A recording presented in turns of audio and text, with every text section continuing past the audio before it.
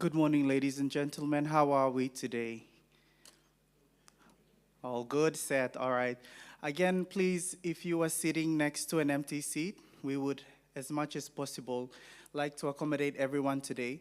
So if there's an empty seat next to you, please shift and occupy that seat so we can accommodate the others that are coming through. We have the lavatories located out the exit to your left, just past the escalators. If you are confused, you can seek assistance from the team. We also have a cooler at the back, so if you'd like to take a glass of water, please feel free to help yourself to the cooler. We will begin in the next 30 minutes, so please take a seat, relax. We will begin momentarily. Thank you.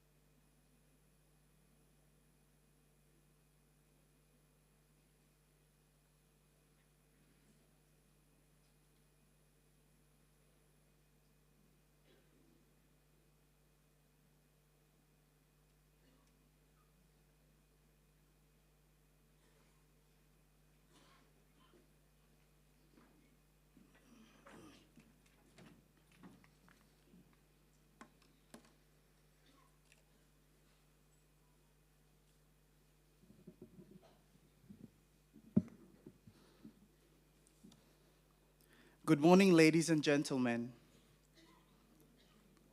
On behalf of Nasfund's board, management, and staff, I'd like to warmly welcome you all to the 2025 Nasfund Employer Conference. My name is Joshua, and it is my honor to be your master of ceremony for today's event.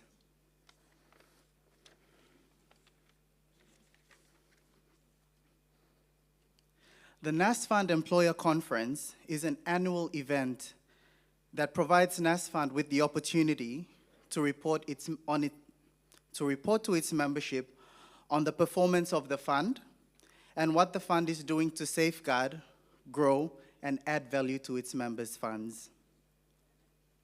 I would like to take this time to acknowledge the team from Kalang FM who are live streaming the event for today. So if you have team members from your company that are not available today, you can advise them that they can log on to the FM 100 Facebook page and they can watch the live stream from there. Before we jump into the program, some housekeeping rules for us to take note of. Kindly ensure that your mobile phones are turned off or switched to silent mode. The lavatories are located outside.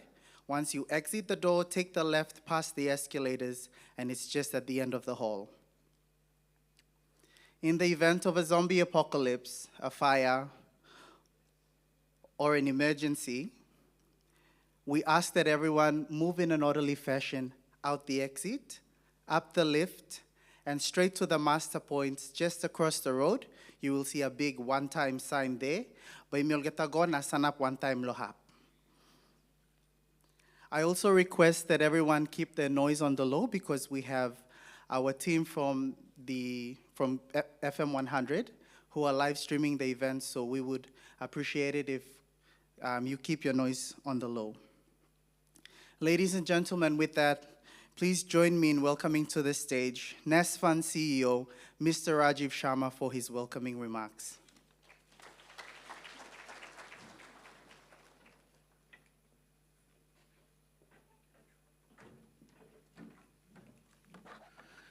Good morning, all.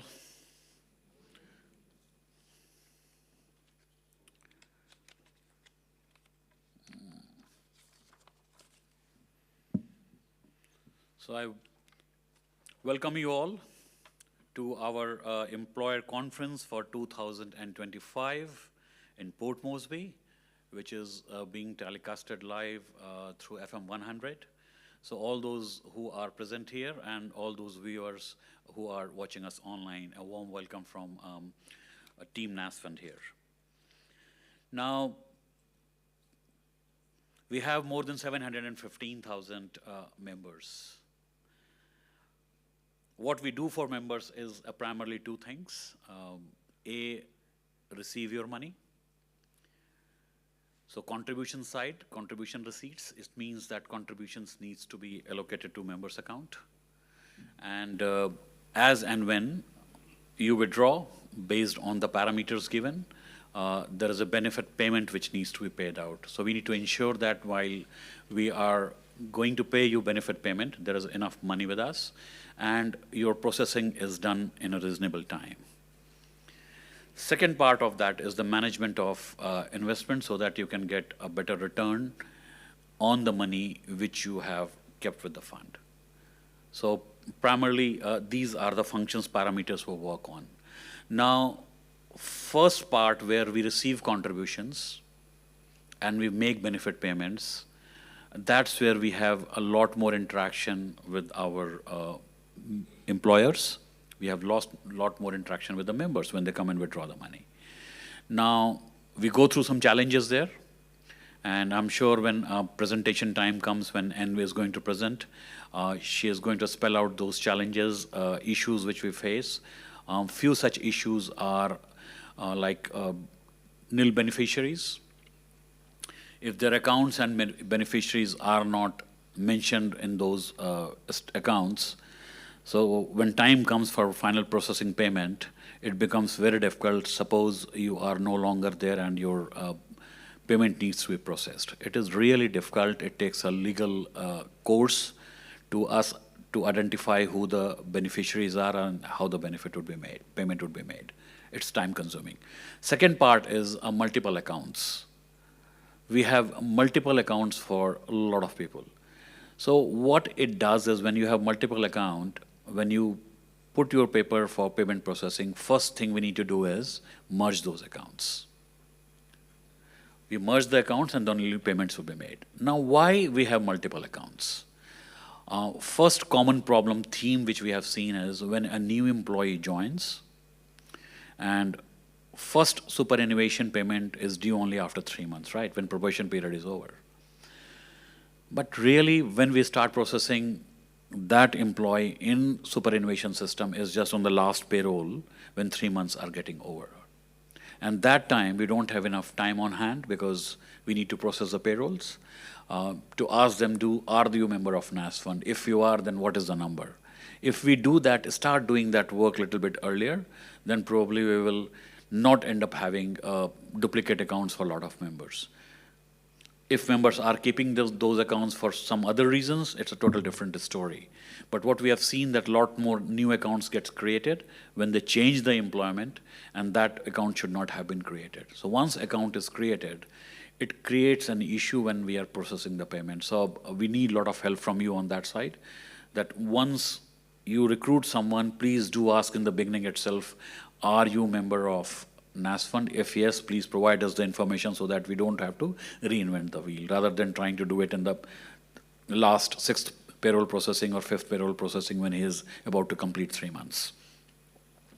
And second is a date of birth, because you can put anything in date of birth there, because we don't have a proof of date of birth. And a lot of companies we have seen, and a lot of instances we have seen, the dummy date of birth is put in there. You just pick up a date and put.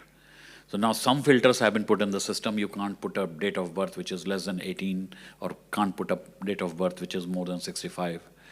But we have few members where if you look at their age, it is post 100 years.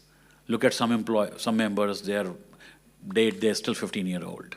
So obviously that is not correct. So what happens if a database is not correct? Any information you will get out of that database is not going to be correct. So that's the help probably we need from you, which and we'll talk about. Now about the good things. During last year, we conducted about 1,000 shop floor presentations, and those shop floor presentations were across the country. And some of them were targeted, where company wanted us to talk about a particular topic, whether it was housing allowance, or it was how could you have more voluntary contribution. So do reach out to us through all the means you have. You have your account managers, come through them, reach out to me, social media, phone, if you want that presentation to take place in your organization. That could be for a particular target, if not a generic one, because you think that you have more new employees and they are not aware of what they are not aware about the superannuation things as to like what they can do and what they can't do, when they can withdraw or they can contribute or not contribute more. Yeah. So first, let's the good news, which is there. Last Thursday, Nasfund board and management, we were very pleased to announce our audited result. The net assets value of over 8 billion kina. This is 1 billion increase from the last time we met, and a notable net profit after tax of 849 million for the year ending 31st of December 24. Based on these results, the Nasfund board approved an interest crediting of 11.75% for 2024 financial year, and this 11.75% of crediting is best since 2010. So this is the best result in 15 years' time. So congratulations to you all. You all have much higher balance in your account.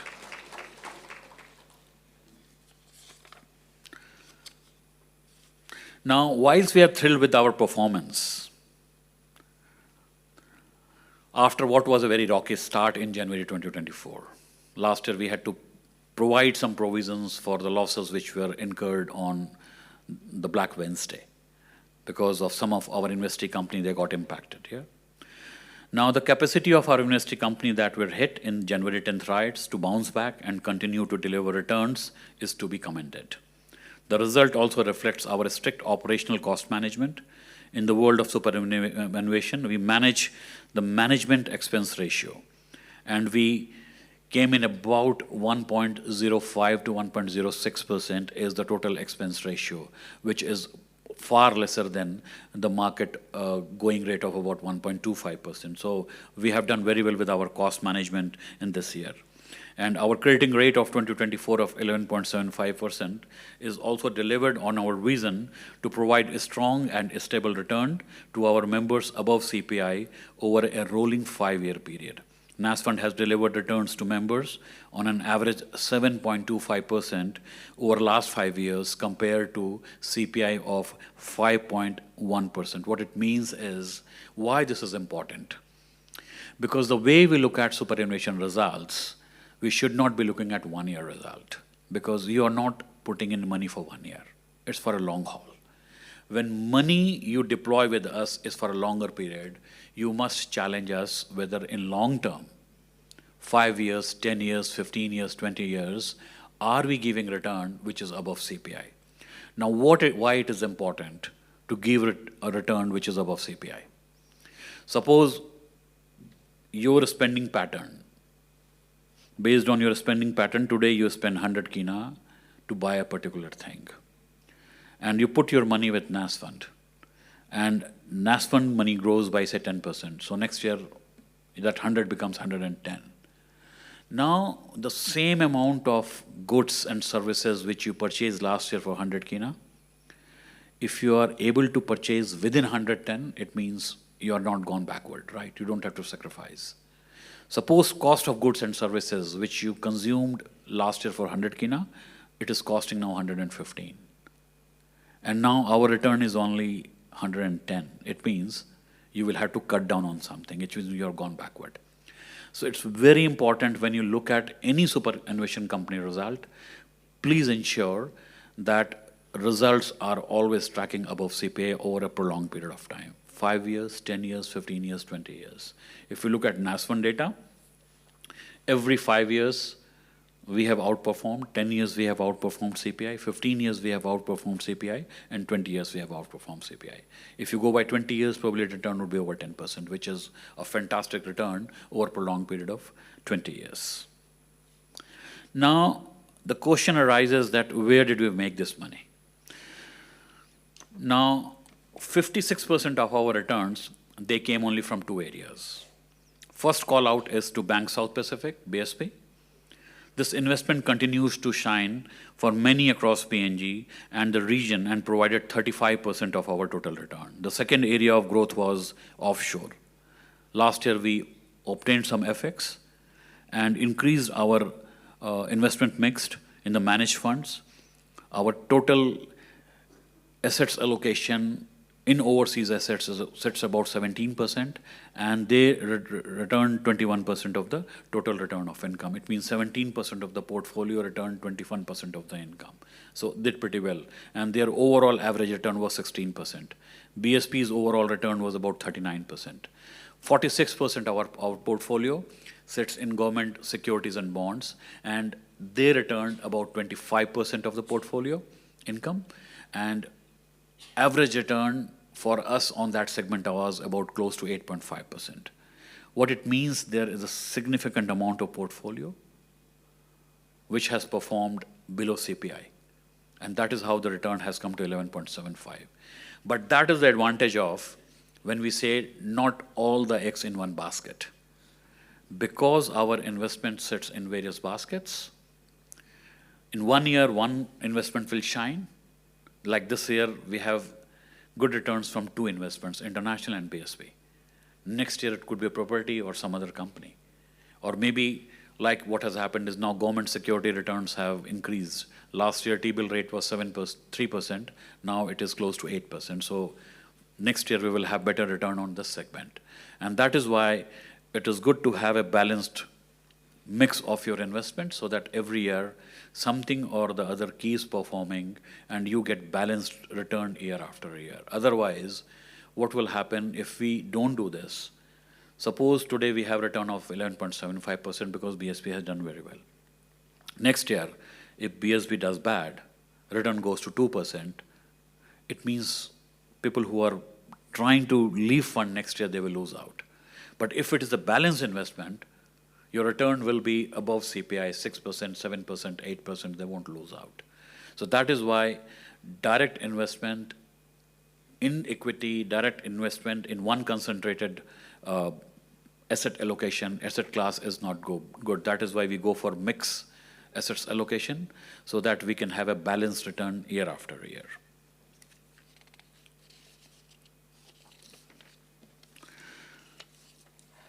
And apart from that, what we're doing is, if you look at the initiatives which we have taken, two significant initiatives we took last year. One was E2E program, which is employer to employer program. So what employer to employer discount program does is, if you are part of Nasfund employer base, you can go to our registered employers who are offering discount on E2E program and avail discounts. One good example of that would be, say, Brand Bell, right? Now, Brand Bell offers discount to individual members, but it never offers that discount to your employer itself. So you know your employer also can go to Nasfund and buy things from Brand Bell and get that discount. It means your office stationery, if you need to buy, you can go to Theodist and buy from there. So we launched that program last year. We have today 11 registered employers, and we have target of 25 by this year end. So it is a good source of discount for employers, because we always looked after members, never looked after employers. So we realized that we're not doing enough for employers. So last year we had launched this particular program. Second area we embarked last year was on technology and digitalization. Last year we started with launch of a lot of videos where we put those videos on the social media.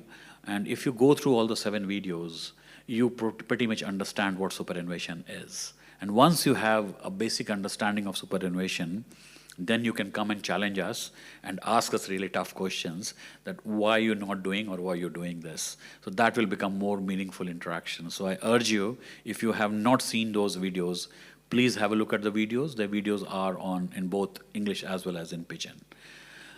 Now, third area then we further looked into was artificial intelligence. So last year we embarked on a project which is called 3-way invoice matching. It means when you order something, you issue a purchase order. And the vendor gives you a goods. It means he issues you an invoice, and he gives you a good received note that we ordered 10 computers, he gives me invoice for 10 computers, and when 10 computers will get delivered, we will have a good receipt note for 10 computers, right? Everything agrees and marries here. So we have done a 3-way matching using AI. AI goes into the system, checks invoice, good received note, and purchase order. If everything matches out, unit price, the quantity, and product, it will put it to a folder which will say, ready for processing. If things don't match, suppose purchase order was issued for 10, invoice raised for 10, but good received note says 8. Then the system will not process that invoice. Invoice will go and put it in a folder which will say for review, so that you can review and find out that why payment should be made for 10 when we have received only 8 items. Or if purchase order was issued for 10 items at 1,000 kina each, but invoice has come for 10 quantity, say 1,100 kina each, it will pick that discrepancy as well and not process it. So what it does is it enhances efficiency, productivity, it's more robust, and then it removes all the bias.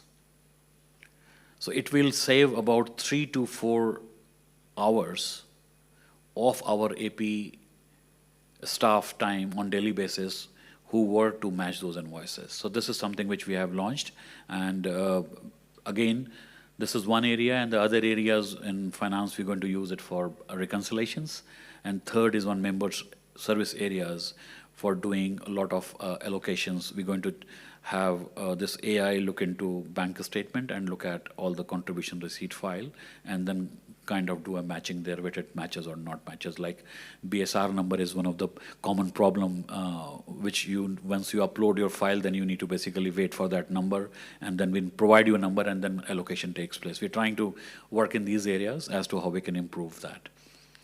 So these are the things which probably we're going to do this year. And as I said before, if there's anything you need from us, you need help from us, from our team to come and present in your premises, anything you need to know or get more awareness about superannuation, please do reach out to us. And second most important thing, that every year cannot be a good year like this. This 11.75% has come this year. Everything has been passed on, right? If next year we don't have 11.75%, doesn't mean that we're not doing well, because there are things beyond our control. Share price, international markets. So there will be area, rides will be bumpy in some years, and some years it will be very smooth ride. So when it is smooth ride, you get benefit of that. When it is bumpy, you get less return. But it is all part of the game, because you need to remain invested for long term. In market, it is what is important is time in the market, how long you remain invested. If you are not invested for long term, then you're going to lose out. But if you remain invested for a long time, over a prolonged period of time, it evens out.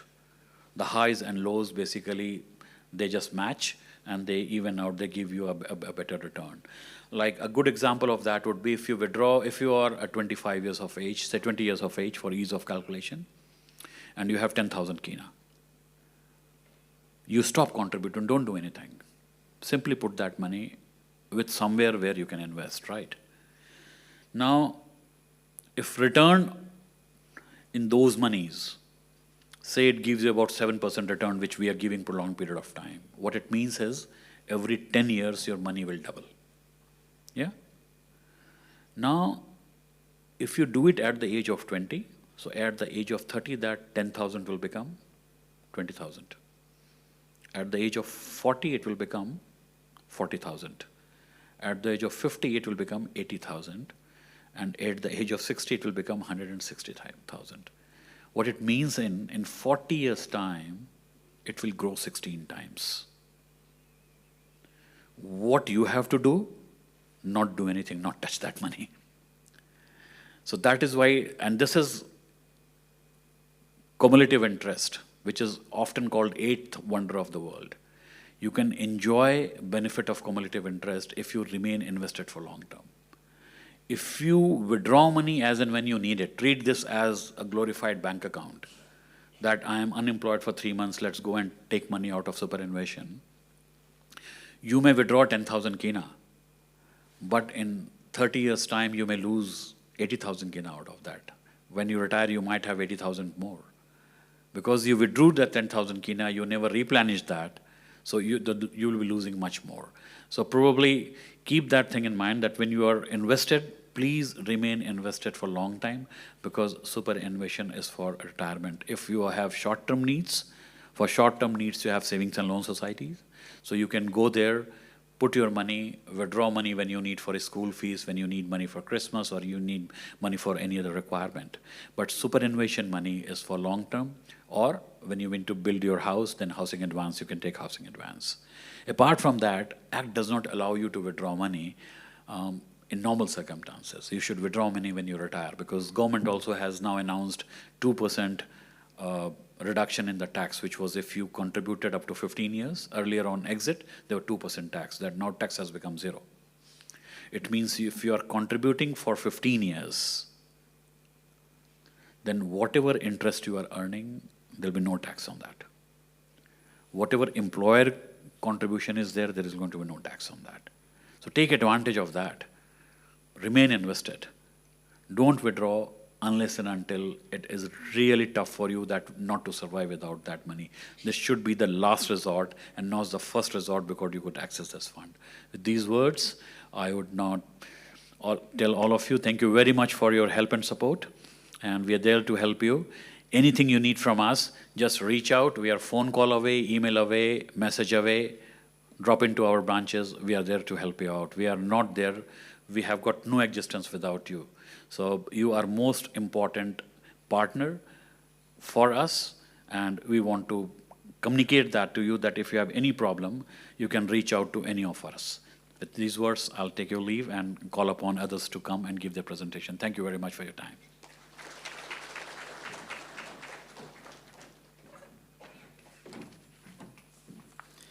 Ladies and gentlemen, the Nasfund CEO, Mr. Rajiv Sharma. Let's give him another round of applause.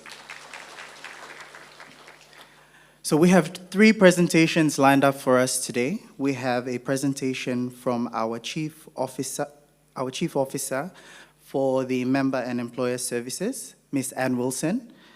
A presentation from Mr. Arwa Taravatu, our Chief Officer from our IT and Innovations Department. And we have a final presentation from Mr. Hamilton Riemann, our Manager, Marketing, Communications, and Research. I'd also like to point out to the audience that if you have any questions in the middle of the presentation, please hold them off. We have started way before the scheduled time, so we will try as much as possible to accommodate all of your questions today. With that, ladies and gentlemen, please join me in welcoming Chief Officer, Member and Employer Services, Ms. Ann Wilson, for her presentation.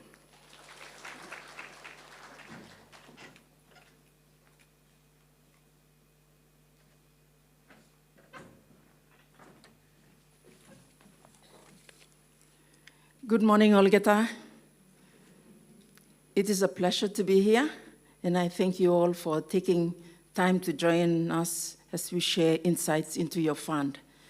I'm certain you are pleased with the recent announcement of the annual interest distribution of 11.75. Isn't that fantastic?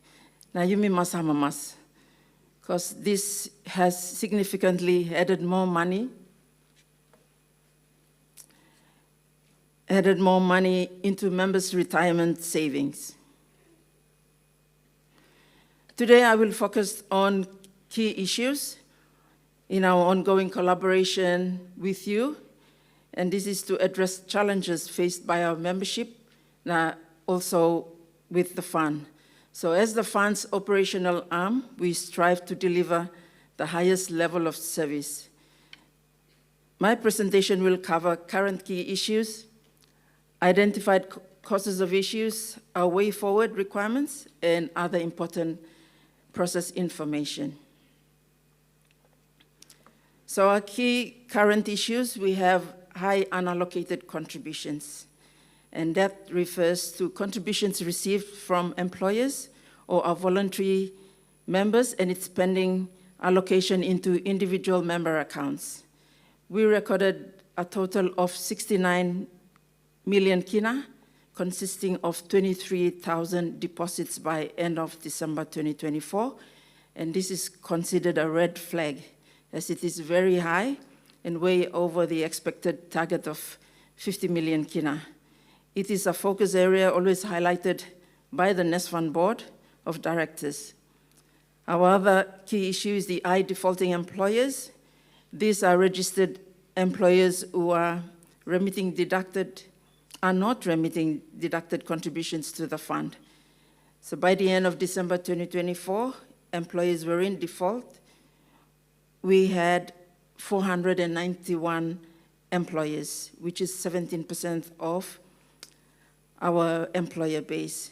And as per the Superannuation General Provisions Act 2000, employers must comply by remitting 6% of the deducted contributions from employees and 8.4% of employer contributions, which are paid on behalf of the employee. Our third current issue is high incomplete member details. The fund has incomplete data of members due to incomplete onboarding, and the member detail update form is not submitted to the fund to update the members' records.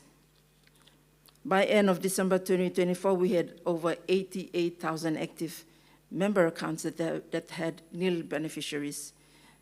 But there's been an improvement from December 2023 results of, it was over 100,000 active accounts with nil beneficiaries. So thank you to those employers who are complying and ensuring your employees complete the member detail update form. And our other key issue is lack of engagement in using our available online services. The fund has various online services available for your convenience. However, members and employers are not utilizing these services.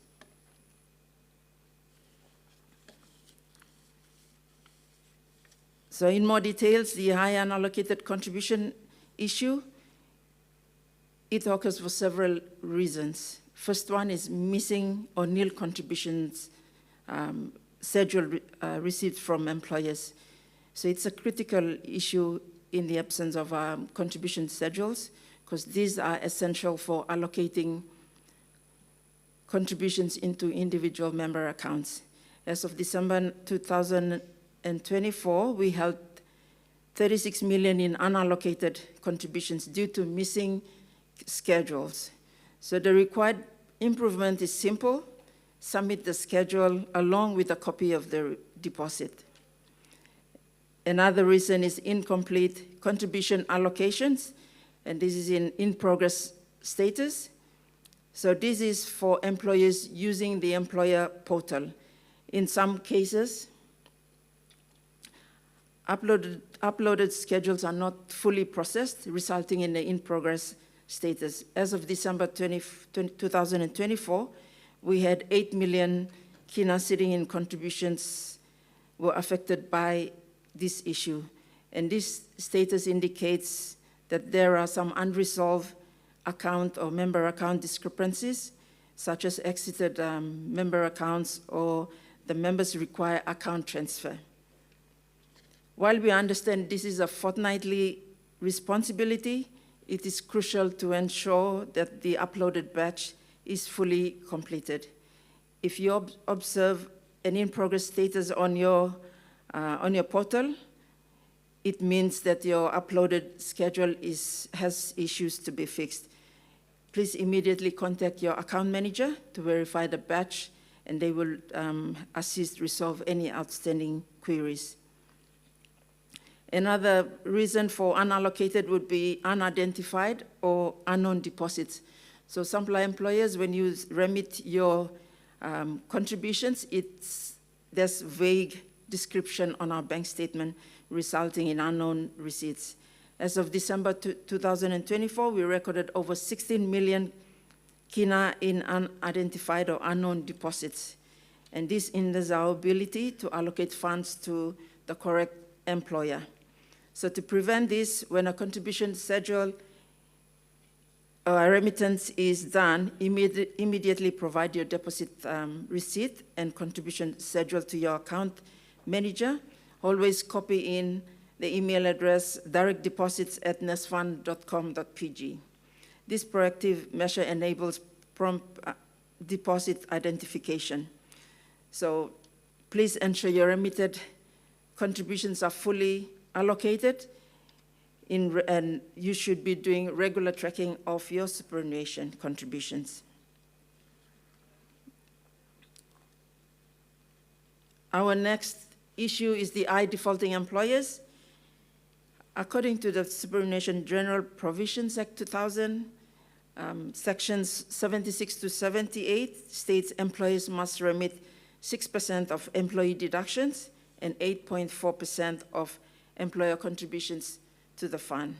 So as of December 2024, we identified 491 employers that were in default for delayed remittance.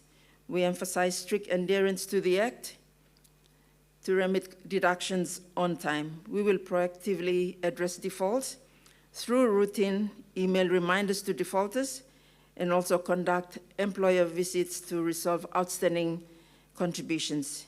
We recognize potential financial challenges, and we will offer payment plans for settlement. Some defaults occur to vague deposit descriptions, and we require copies of your deposits and schedules to match and allocate.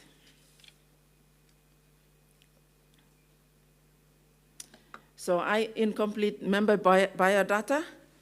Over 60% of our employees are using the employer portal for new account creation. However, many online registrations have incomplete member details, such as missing dates of birth and gender. And this significantly impacts our data integrity. So furthermore, these details, delays or non-submission of member details update forms has contributed to this issue. So we have members doing online onboarding, but the actual form doesn't come to the fund to have the updates done. So it's crucial to complete the member detail update form during the employee's probationary period, allowing sufficient time for data completion before the contribution deduction actually begins.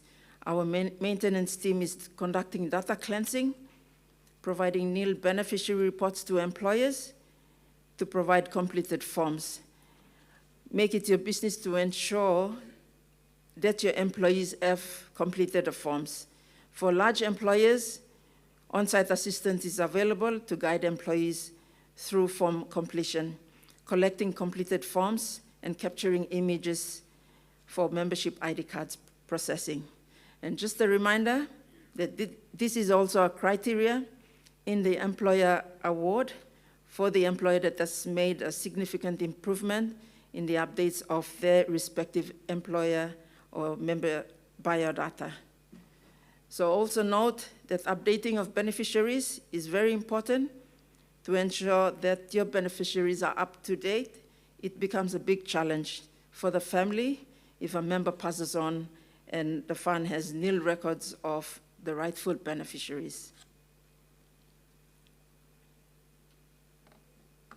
So lack of engagement by both members and employers in using available services.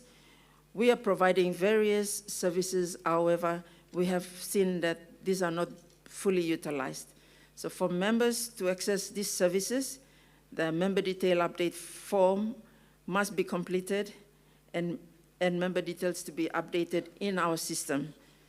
So the member online form, this needs to be completed to register to the member online portal and also tax BAL services.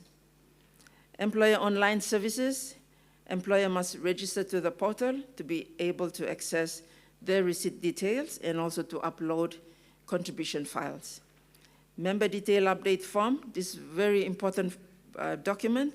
This form contains member biodata, hence you will be able to utilize IVR at our call center to get information on your balances and also to know the stage of the withdrawals. And if no longer employed, and we have records of your registered Gmail address, then you will be able to email your unemployment withdrawal application to eBranch. It is important to ensure that your employees, our members, complete the member detail update form. So please, you also need to submit that once it's completed to the fund so we can have that updated in the system. Housing advance. Owning a house or home is everyone's dream, as it is the best asset one desires to have. Housing advance is the only benefit that members obtain while still employed. It's the only benefit, actually, while someone is employed. A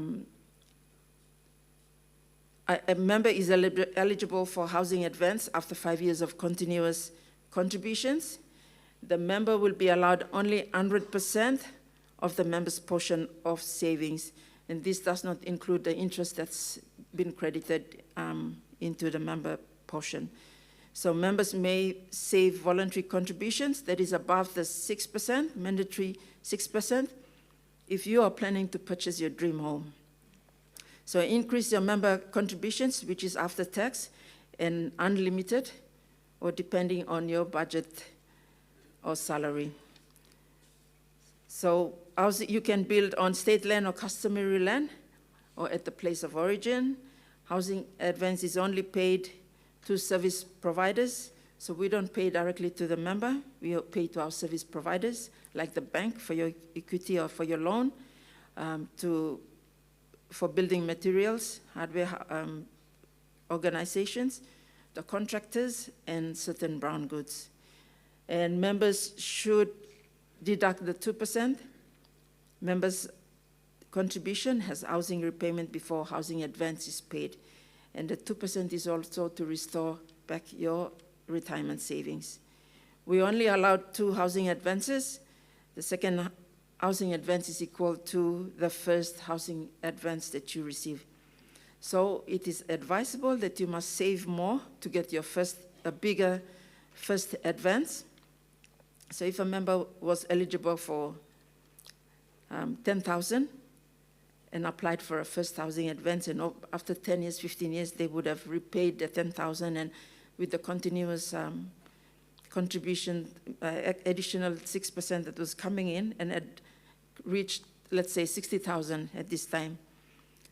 The Act says that the second one will be equal to the 10,000 that you obtained 15 years ago. So please encourage your staff or employees that when they're thinking of getting the first one, make sure that it's a bigger one. In 2024, we processed 3,200 advances, totaling 50 million kina. Withdrawal benefits. Members can only withdraw when they leave employment. We've had some retirees coming and saying, "Me reaching 55 years finished, I like kissing money," but then they're still employed, so you have to be unemployed. So on the 3rd month of continuous unemployment, members with over 1,000 balances are eligible to apply for partial unemployment payment, and those with balances less than 1,000 kina are eligible to fully withdraw. So the partial unemployment payment is 50% of your monthly gross pay. So it's like your fortnightly pay, you're receiving it on a monthly basis. And it falls due on the anniversary of when you left employment. So if you finish work on the 5th of that month, then over the months, it will be around the 5th. And it may be delayed for 2 days, but it will be around that date.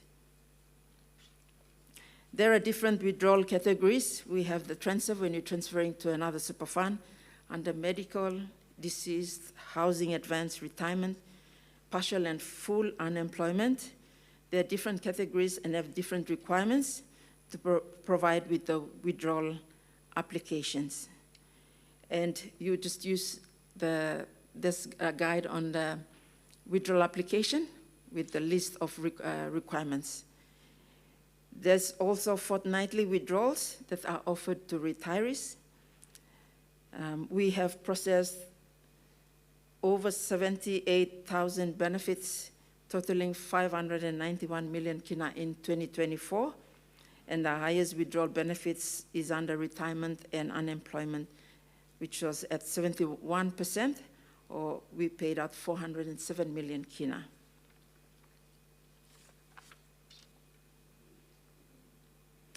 The turnaround time for benefit payments, it takes 3 to 5 days if all documents are in order. But please note, if there's an issue, then it will take longer than that.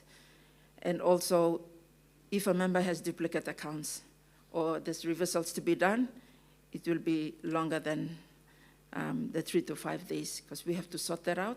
You have to also provide certain other documents to support especially reversals and merging to be done. There is no waiting period for members over 55 years of age, also under the categories of disability, death, transfer. All we need to do is ensure that your contributions are remitted and they're fully allocated into your account, and all the required supporting documents are provided. Those over 55 years of age may choose to partially withdraw when funds are needed or on a fortnightly basis, and we encourage retirees to budget their super savings, especially those receiving huge amounts, and we have the fortnightly payment option, so you still have a continuous income stream to cater for your daily needs. There's 3 months waiting period for members below 55 years. And there are 4 processing stages in our benefit processing. So the first stage is assessment processing, and it takes 8 business hours. This is when you go to the counter or at the branch, now you submit an application, and the client officer will assess and submit it for assessment review. Second stage is the assessment reviewing, and this is done by the Nasfund approval team. So it will take another 8 business hours, and this is when the application is further reviewed and approved by the approval team. If there's a query on that, it is referred back to stage 1, which is the assessment processing. And the third stage is processing. That's done by our fund admin team, and it takes another 8 business hours. So this is the stage where the application is processed, and a bank file is prepared and sent to the fund. And the fourth stage is resolution, and this is done at Nasfund, and it's the same day processing from stage 3 or processing stage. And this is the last stage where the Nasfund finance team approves the payments, and that's remitted sent to the bank to remit into individual member accounts. So as the fund banks with BSP, all BSP accounts will receive their refunds on the same day when processed, whilst other bank accounts will be remitted on the next working day. Taxation on super. Super is applied on your superannuation savings at the time of exit, and it is calculated depending on your contributory years with the fund. So tax on superannuation favors long-term membership, which means less tax is deducted the longer a member retains their savings with the fund. So the concessional taxation rate is applied after 5 years of membership, and in some limited cases. There was a recent tax change on certain cases that had 2% tax, and that has been reduced to 0%. So that's a great benefit for retirees to save more, and will have the 0 applied on their super when they exit the fund. We'll be laughing to the bank. So you should be encouraging your employees and our members that long-term savings, it's beneficial because you'll be taking home everything that's showing in your account. So the taxation is done on your contribution years, less than 5 years. It's marginal tax rate, and this can be as high as 36% to 42%.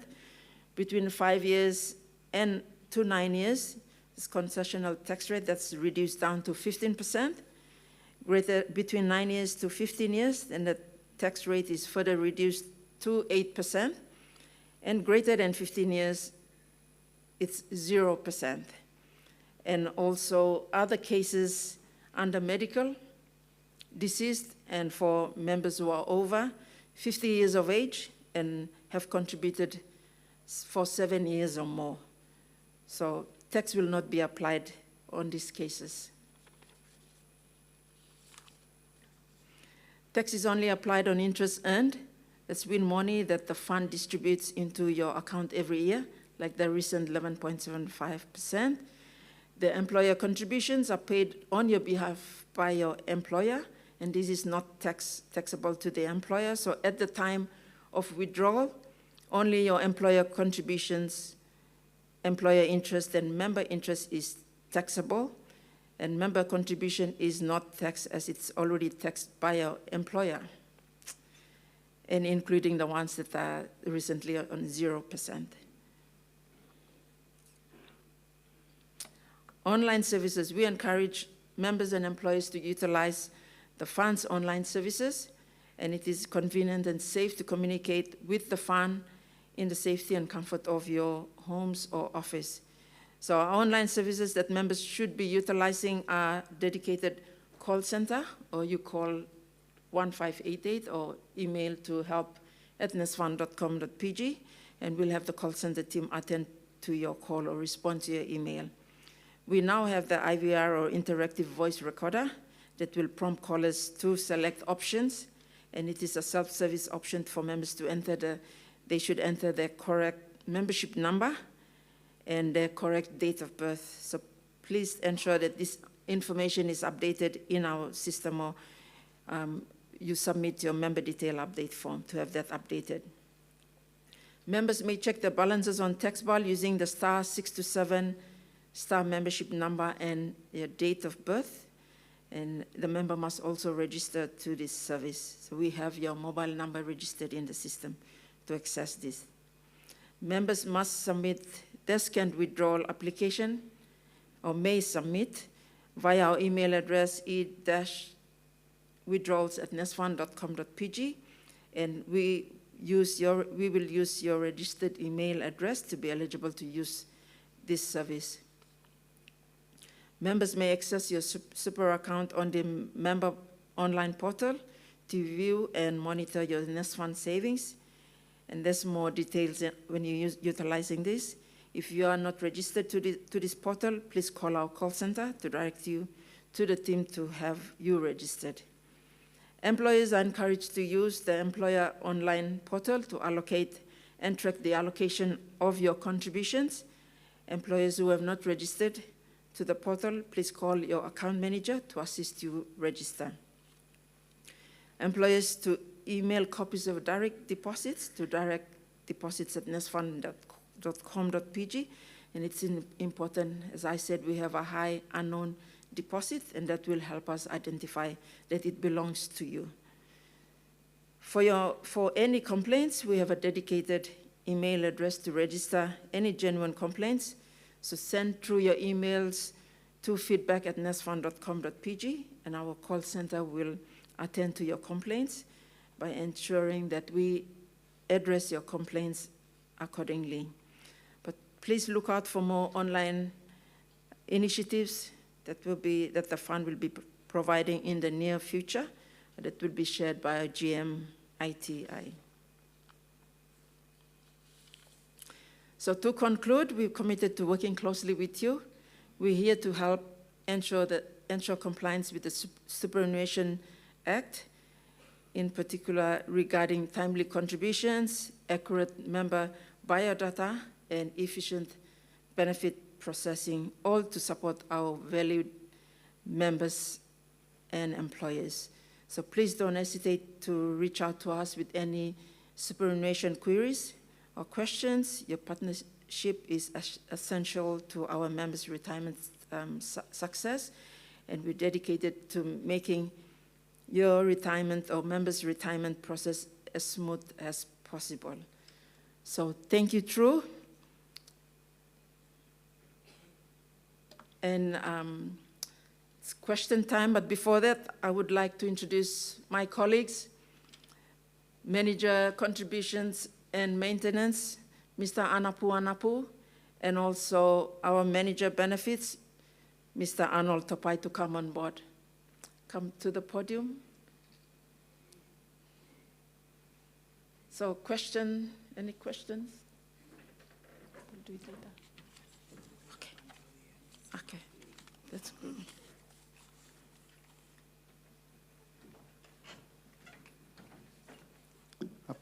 Apologies for that, ladies and gentlemen. We'll give the question and answer time at the end, but we will have our respective managers for the division in front to take your questions. Please, let's give a round of applause for Ms. Ann Wilson, Chief Officer, Member and Employer Services. So the other day, I was taking a walk in the middle of the week, and I was crossing the road, and as I was crossing the road, there was really high traffic. And every time I tried to cross the road, because there was high traffic, I stopped. But then there were some cars that stopped and let me pass through. So the driver was like flagging me, "You can't cross the road, you can't cross the road." So there were about 3 vehicles that did that for me, and I was really confused. But then it dawned on me that at the same time in the middle of the week, and I had my uniform on, at the same time in the middle of the week, we credited the 11.75. So that would explain it. I now call on Chief Officer, IT and Innovation, Mr. Arwa Teravatu, for his presentation. Let's give him a hand.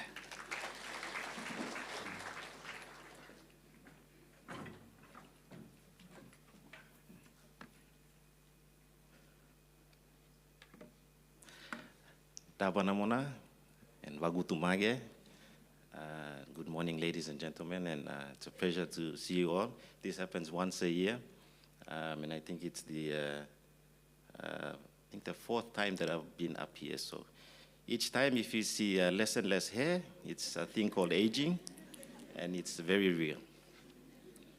So today I'm going to speak on a few points. I won't bore you that much. Touch on Nasfund IT and Kina IT. Maybe this week you heard an announcement from Kina Fund Administration.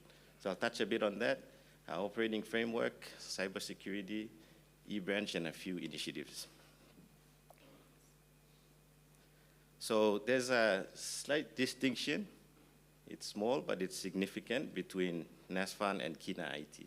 So if you're familiar with the Superannuation Act, all trustees, they have to have a third party or an external fund administrator. And Nasfund's fund administrator is Kina. So up on the screen, you can see our responsibilities. Nasfund IT, we're responsible largely for IT services operations, some analytics, strategic projects, and also spearheading and coordinating IT projects. Kina, on the other hand, they are responsible for the core business application, particularly for the member services, which is the Acuity system. They also have a workflow system. They're responsible for fund admin reporting and also some enhancements. So any enhancements that need to happen on the portal, it's Kina's responsibility. But we play a part in trying to drive some of those changes through dialogue and communication with the fund administrator. So at Nasfund IT, this is just an illustration of how we operate. We have third-party digital partners. We have a core team that is responsible for data and digital initiatives. We have an operations team that is responsible to keep the lights on, such as internet, connectivity, and productivity tools. And we engage extensively with all the other functions, such as risk, investments, and talent and culture. So KISS Fund Admin, as you can see, is an important member of that framework. And any initiative, whether it's external or internal, we work closely with all of these stakeholders. Cybersecurity. Nasfund's approach to cybersecurity is basically threefold. The technical piece, we're all aware, and I'm sure at your organizations you have email filtering, you probably have MFA, web security where you're not allowed to access Facebook during business hours. So we have that, which is quite extensive. We also have a disaster recovery site in Port Moresby and also in the cloud. Third-party support, we appoint a security partner every second year, and they provide deep vulnerability assessment and also penetration testing every second quarter. So twice a year we do that. Governance and awareness is very important, and we're listening to the board on the direction in applying cybersecurity governance and also working very closely at the operations front with our risk and compliance team. So Anne's discussed some of these, but just on the board, I think she talked about e-call. This is probably an older slide, but you can call 1588 and get your member balance or check on the status of your withdrawal status, benefit withdrawal status. But we also have call center. We're working quite closely with the socials and also messaging channels such as WhatsApp to enhance the experience for our members.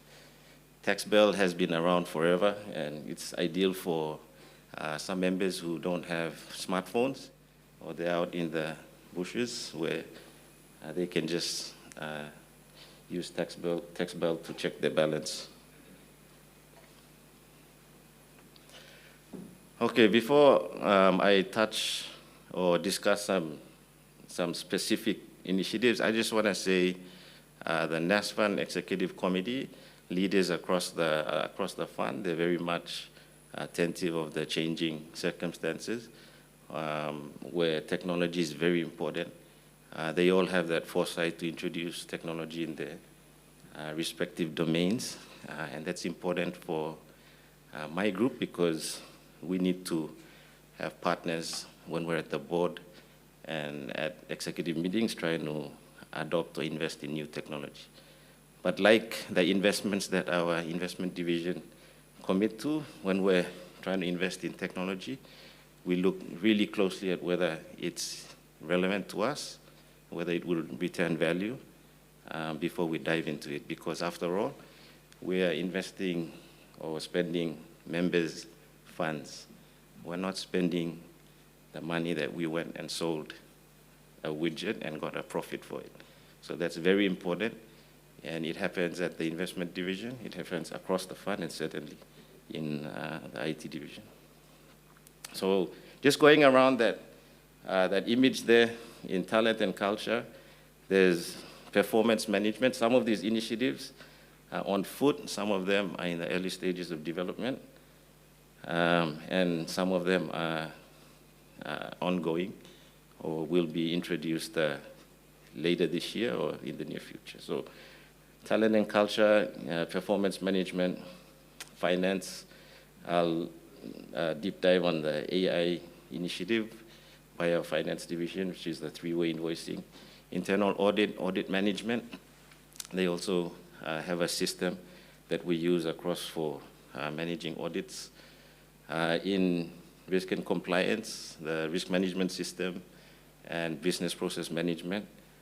These are all digital tools that we're introducing to enhance the way we work. In investment portfolio management, where they work with a lot of large files. Data security is very important, so the platform that they use is important for doing some of those number crunching and also protecting the corporate information that is being exchanged between investing companies and other parties. With member and employer services, investments in member and employer services, we regard them as our core business, and you can see Anne is getting most of the funding for IT projects, but she has e-batch processing, which I'll talk about, AI chatbots, CRM, and also in legal and board services, there are also platforms there. So I'm sure you do this as well, but I thought this year I'd highlight them to let you know that, yes, like you, we also deploy these platforms in Nasfund to enhance the way we work. So I'm going to talk about 3 specific initiatives. Firstly, the customer relationship management system. This is an important initiative because we're trying to consolidate how we interact with our members, whether it's an employer or an individual member.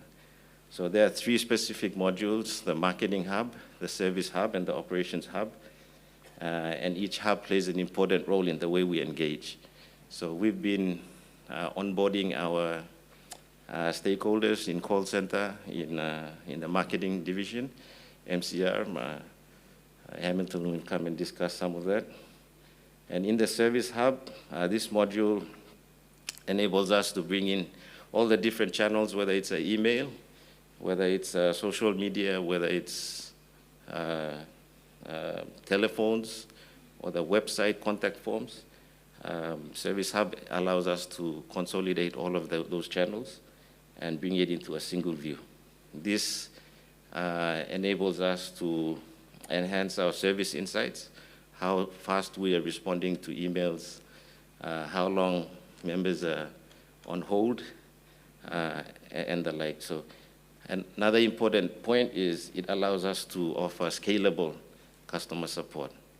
Because like just like in the investments in tech and investments that we do, we also watch our people, which is also a cost, right, to any business.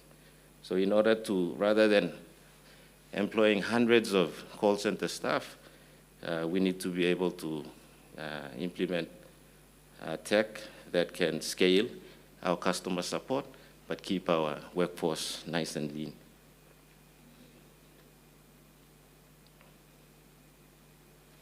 In terms of, this is the AI-powered vendor invoice matching which CEO was talking about.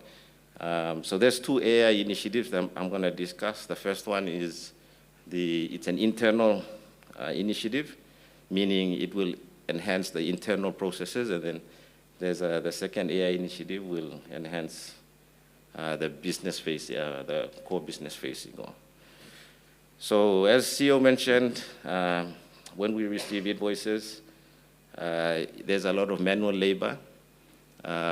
It's sent through emails, and sometimes that data goes missing. So what this solution actually does, it improves the way that we do the matching, and it integrates with our ERP system, or basically our finance system.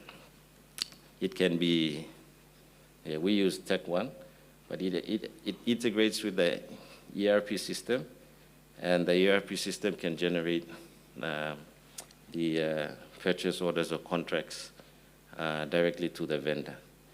So this is in the very late stages of the implementation, and we're expecting to launch this one internally very soon.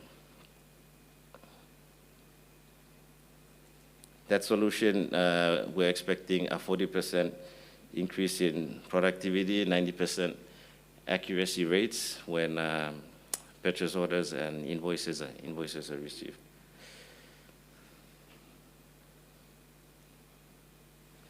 The other initiative, which is more like employer-facing or related to employers or external, is the receipting process.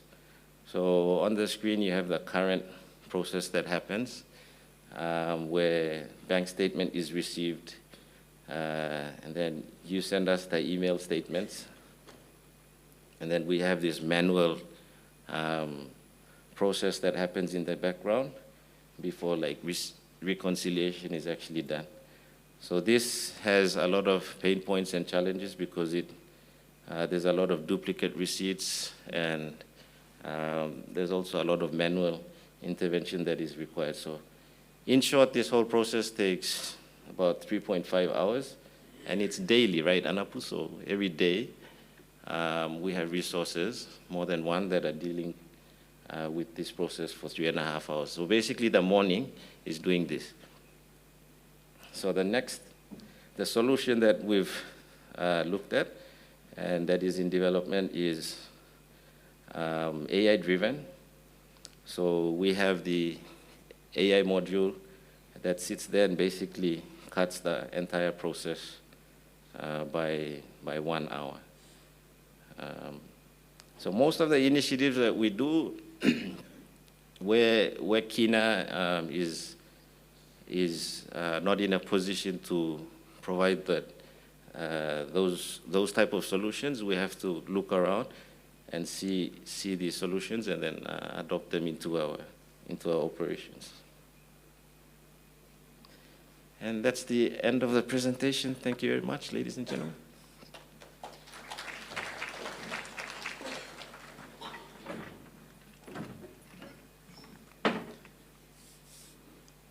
Thank you, Arwa. Please, let's give him another round of applause. We've heard from our Chief Officer, Member and Employer Services, Ms. Ann Wilson, on the issues and solutions surrounding the member and employer services that we offer. And we've just had some insight into our latest IT and innovation aspects. We'll now jump into hearing from our Marketing, Communications, and Research Manager, Mr. Hamilton Riemann. Please, let's give him a hand.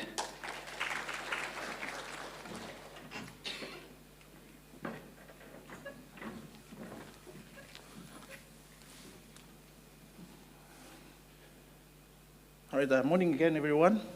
I know it's been a long morning. I'll keep it short and sweet, like everyone says, but we'll go through this presentation. Basically, what I'll be talking about is on the member discount program and the E2E discount program. What my CEO mentioned this morning, basically on the employer-to-employer discount program. So it's basically a discount program targeted at our employers. We've seen that. You've heard about the membership discount program, what you receive as a member and what you benefit as a member. We've now pushed it to the employer. So we've seen that we've been lacking in that area to see and benefit the employers. So we've come about with the employer-to-employer discount program. So basically how it works is similar to how the normal membership discount program works. An employer avails a card which is received. If you haven't received employer-to-employer discount card, we encourage you to see our team at the back, give your details, and we can arrange that for you, and you will receive a card. So it's basically targeted at the small SMEs, the small employers, less than 15 employees, that don't have that privy to corporate discounts with large, like large employers have. So that's something that we're trying to give back to our members through the employer-to-employer discount program. Also, I'd like to also encourage employers who are currently, if you're giving MDPs, discount member discount program benefits to members. Also, if you can also extend that to your employers as well. So the employers can also benefit from the same program as well. And if you are interested in also taking part in the employer-to-employer discount program as a provider, as a service provider or a retailer, we surely encourage you as an employer to do so. It also rides off all our advantages, leveraging off the company's service and products that the Nasfund, which is the Nasfund membership base, also collaborate with the largest superannuation fund in terms of membership sites using the company brand. And you also get your services and products noticed through other communication platforms like social media. We push out information always out on social media. Also through the shop floor presentations that we do on an annual basis with a lot of you employers. Also with the shop floors, I'd like to encourage you, if you haven't, would like us to come over, like my CEO mentioned earlier, please see our team at the back, give in your details, and we will send a team over to speak to your members, your employees. And that can be on an annual basis. There's no fees involved. It's free of charge. We just come over, talk to the staff on superannuation and how they can benefit from all the services and products that we provide as a superannuation fund. Okay, like I mentioned earlier, it's also pushed out on our website, and there's also a membership discount program sticker as well that we give out to all our MDP providers. So when you see that sticker, you know that this employer gives a discount, and you can avail those discounts during those, when you go and do shopping. And how to take part? Okay, basically there's a form that we have in place where you complete it. You state the discount that you would like to avail to the member, or to the employer. List the items on discounts. So this will be specific items that you would like to go on discounts. So not everything will be on discounts. You'll only have certain items that you put on discounts up, and you state that. After that, we do up an agreement, and both parties sign off on that. It goes for an year, so every year, annually, we will renew that agreement. If you want to upgrade it or downgrade, it's totally up to you as the service provider or the retailer. So basically, in a nutshell, that's what I wanted to come here today to just talk to you about, on how you can take part and be part of that program as a receiver or as the provider, meaning the retailer or the service provider. So basically, that's my presentation today. Like I said, it's a short, sharp, and sweet presentation on how to become a member through the discount program, our E2E discount program. We have a few of our E2E discount providers that are outside at the moment. So if you have time on your way out, please visit them and see what they have to offer to you as a member, as an employer. Okay, so with that, I'll leave it there. If you have any questions, I think definitely we'll be having question time, so we'll have our roving mics around. Joshua will take you through that question and answer. Thank you very much today. Have a great weekend. It's TGIF, so have a great weekend, everyone. Thank you very much.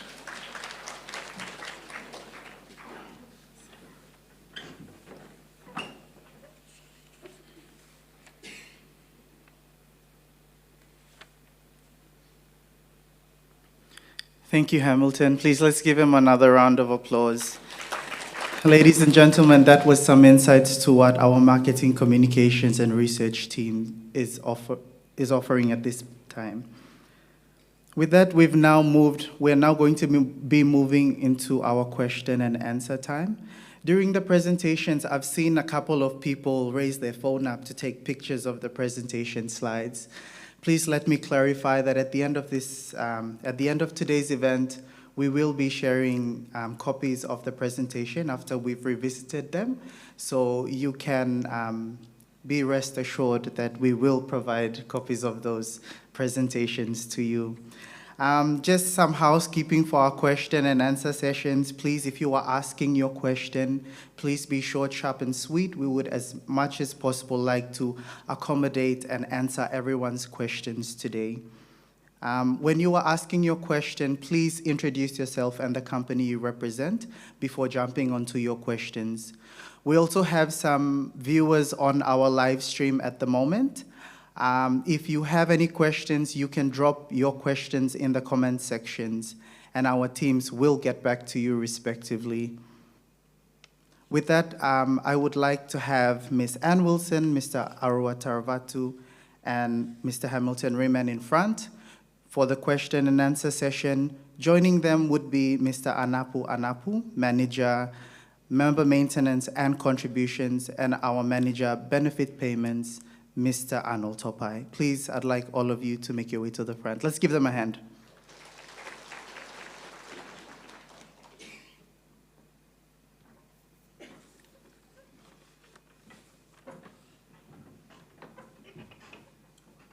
People with the microphones, please raise your hand so people in the room can see you. We have one on that side, Ray Molly, and we have Pia on the other side. The floor is now open for questions. Again, a kind reminder, please keep your questions short, sharp, and sweet, and we will try our best to provide the responses to you. Thank you. The floor is now open.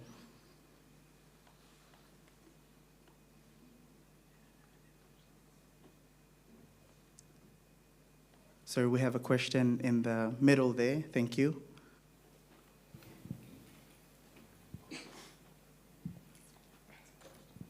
Hi. Thank you. Thank you for the opportunity. My name is Eugenia, and I'm from the Australian Doctors International, or short for ADI. I have a few questions, but a few of them are already answered by the presentation. So, the first one, can employees contribute outside of payroll? And how? Some people receive money maybe from relatives or other small businesses, or by selling goods on the roads, and they'll like to contribute on top of their membership. So thank you. That's my first question. My next question is, when a small business operates and then they have employees that leave, and after leaving the small businesses, let's say the business closes down, and now the staff will require, or the former employees will require confirmation letters that will be signed, or even the form to be signed by the employer. But that cannot happen, and they have back and forth in getting those documents, and sometimes it frustrates them. Thanks. All right, thank you for your questions. With regards to the first question, voluntary contributions, that's what you were referring to. Yes, members can do deductions outside of normal payroll deductions. All you need to do is confirm the account number, the bank account that you'll be using to deposit. So basically, it's the direct deposit bank account.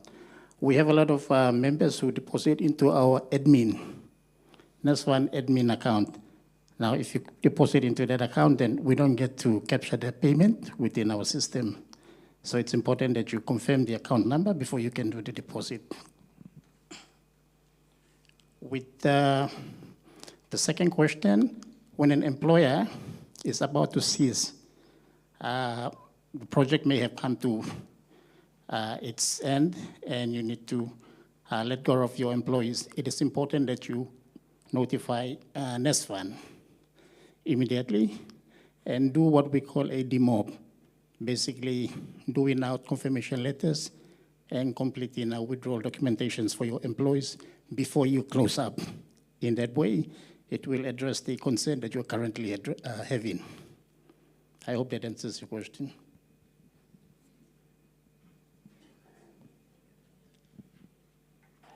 Thank you, dear. Does that answer your question? Set. We'll take another question from the lady in the middle there.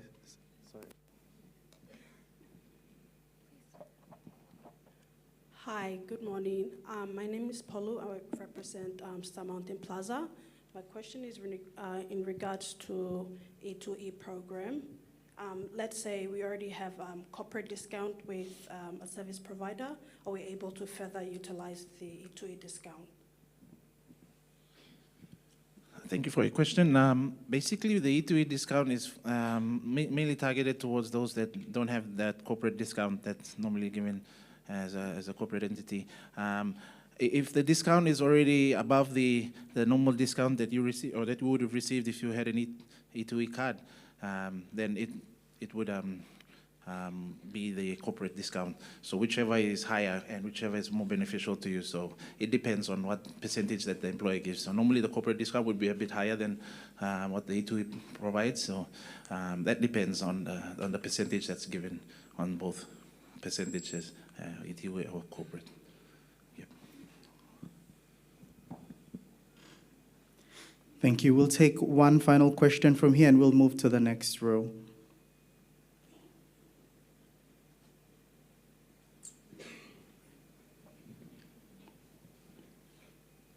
Thank you. Good morning.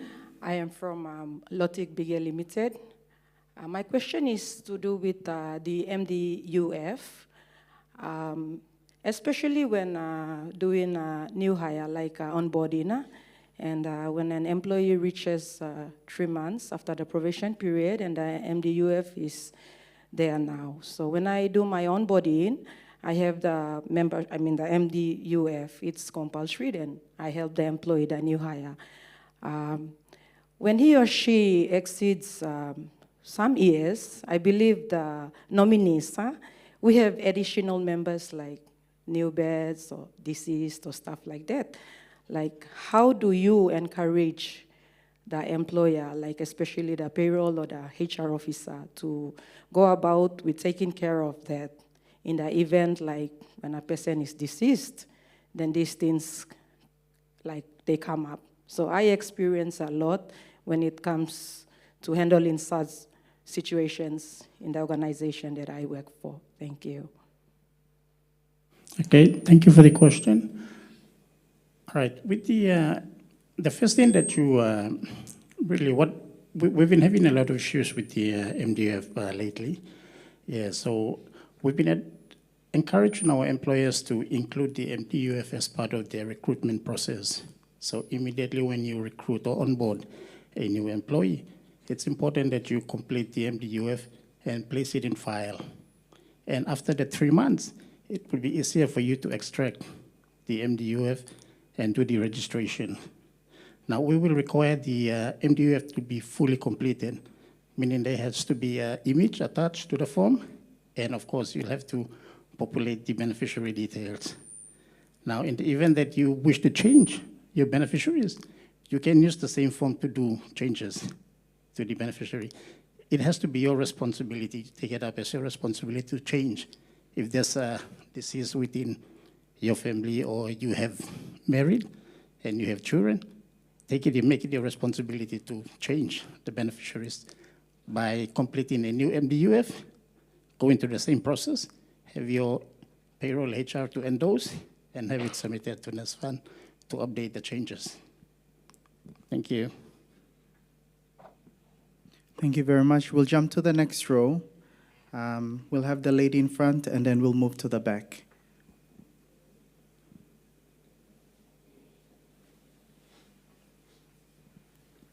So while we're waiting for the mics to go around, just a kind reminder, when you've initially walked in, small survey cards were given out. Please take time to scan the QR code on your mobile phones and complete the survey, so that can help us better improve the way we deliver the employer conference to you annually. Thank you. My name is Anne. I'm from Kenmore Group of Companies. My question is in regards to exiting staff, or members, sorry. So an example of a member that has moved from maybe 3 companies and comes into the current one, which could be Kenmore, as an example. So that too might have ceased or no longer in business. And then they come to the withdrawal process. And we're looking for, they complete the letters or the confirmation letters. So how is it possible, my query is, would it be possible to just forget about the 2 employers that they've worked on because the contributions have moved into the current company? We merge into that and just provide a confirmation letter for the current employer only, instead of going back and looking for the other 2. So that's the question. Thank you. In terms of the history of your contribution, when you move between different employers, it's a mandatory requirement that all employers' confirmatory letter must be provided, because it gives an history when we are doing our vetting in terms of the payments, that we actually see the history of your contribution with the fund. So it cannot be from the most recent employer, but it will also capture the employers that that particular employer has been involved in. So it's very important they also provide for the previous employers their confirmatory letter. In that way, it verifies, our verifying and due diligence checks are done precisely and accurately. Thank you. Okay, I'll just add to his responses. If the company is no longer operating, we'll need the member to go and complete a stat deck, and all the information of how long he was employed with that company will have to be provided on the stat deck with the lawyer, stamping it. And also, if the member has any old payslip or service letters or reference letters that old company had given him, we can use that as well. So those are additional requirements that we'll need.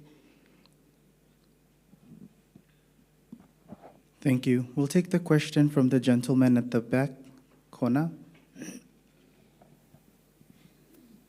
Thank you. My name is Walai with Oktedi. My question is with regards to the housing advance. Okay, so we now know that members can apply only 2 times in a lifetime. The second time that you apply, it must not exceed the first advance that you got. So my question is, does the fund have any plans to at least propose an amendment to Parliament, so at least they can have a look at this, these laws, because I think it's not relevant in this current times. Yeah. Thank you. I think it's a very important question and something that's also been repeated in a lot of our conferences in the past years.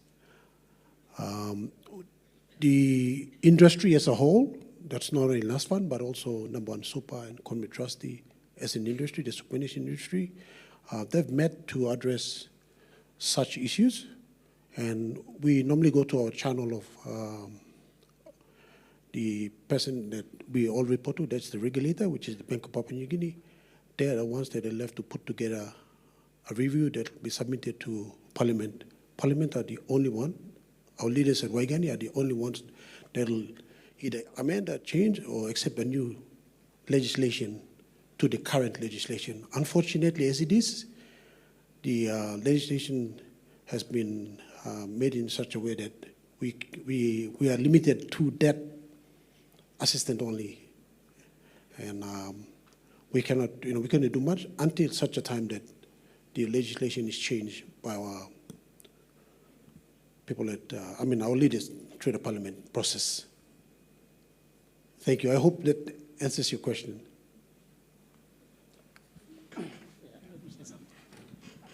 Yeah, thank you. So just by way of education, so superannuation is all about saving for retirement.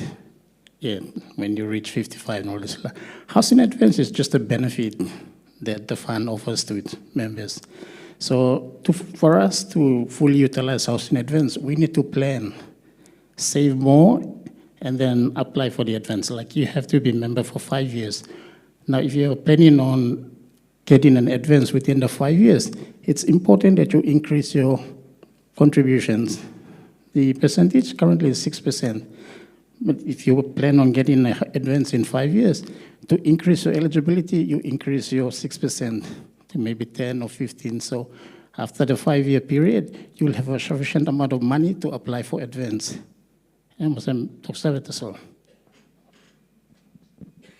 Thank you. Ladies and gentlemen, we are way ahead of time. So we will try as much as possible to keep these beautiful people up here for you guys to ask them all the questions you guys would like for them to answer. We'll take one question on this side, the gentleman in front, and we can proceed to the other questions as well.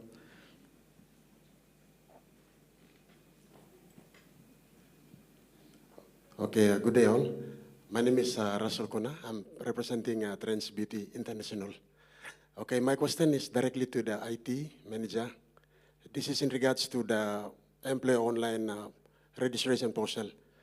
Okay, my question is, can the team enable this access for, like, for us to directly, since I'm in charge of like doing registration, I find it difficult for updating like next of kin and with the percentage onto the portal.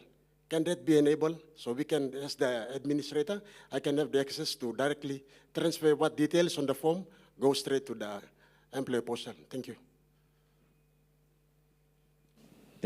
Thank you for the question. As I mentioned earlier, that portal you see is managed by Kina, and it has been an ongoing effort, like to introduce different things. There's a process that we have to go through to do it. So in the absence of Kina providing those functionalities, we try to look for different ways to do it. So there are three things that I probably didn't touch on in my presentation, but on the initiative slide is related to digital forms. So we're looking at digital forms and using them along with the CRM that I mentioned. So right now, when you're updating those, the MDUF, the other one being e-withdrawal, and when you're making a deposit and sending the deposit slip. So right now, you're emailing those things, right? You're emailing them to Nasfund. So we want to switch on in the CRM interfaces where employers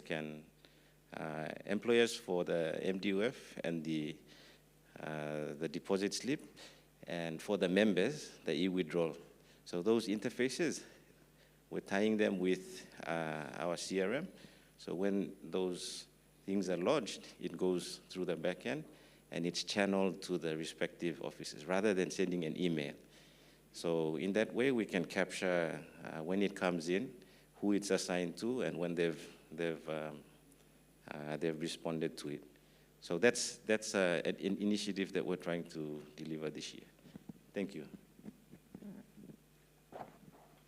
Thank you. We'll take one more question from this side, and then we can move over to the other side. Don't worry, you guys are not forgotten. Thank you.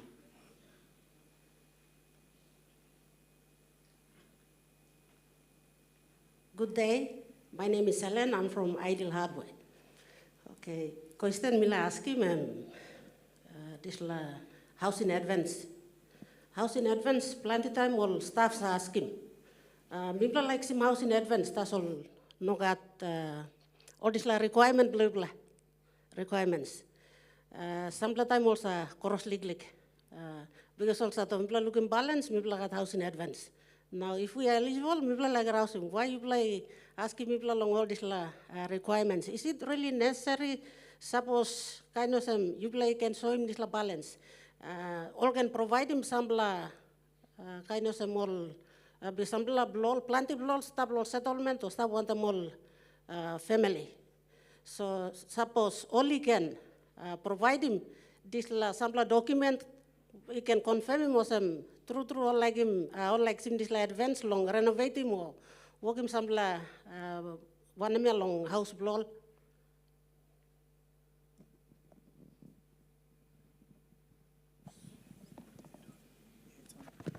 Hello.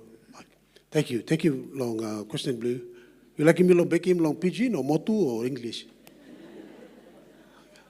Okay, talk pidgin, okay. All right, long baking mouse play you. So narpla colleague manager blow me talk finish. You must look house in advance. Lo mipla long save long behind time mipla barosima. Time mipla finish start lo walk na mipla ke rosim. That's what supernation is all about. House in advance and one product that's all mipla been introduce him. Lo have him specifically lo man meri usadi like him buy him house or like him carry mouse lo where you got title lem stop lem that you got. And we confirm with them, you true, and you papa was like ground too. Na, you got a requirement, it's like one kind of time you go to bank, you know, not block him loan, nothing. All got a set policy, only supply you look him loan. One kind of mipla too, mipla not block him nothing, house in advance.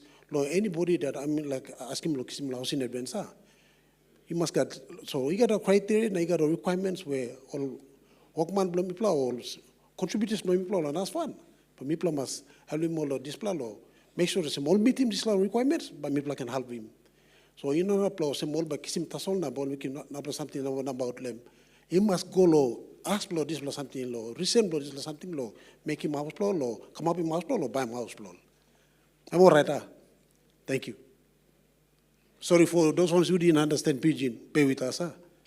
I had to respond in that manner. Thank you. Thank you, Mr. Topai. We'll jump to this side of the room. If you have any questions, please raise your hand up and a microphone will be directed to you. Thank you.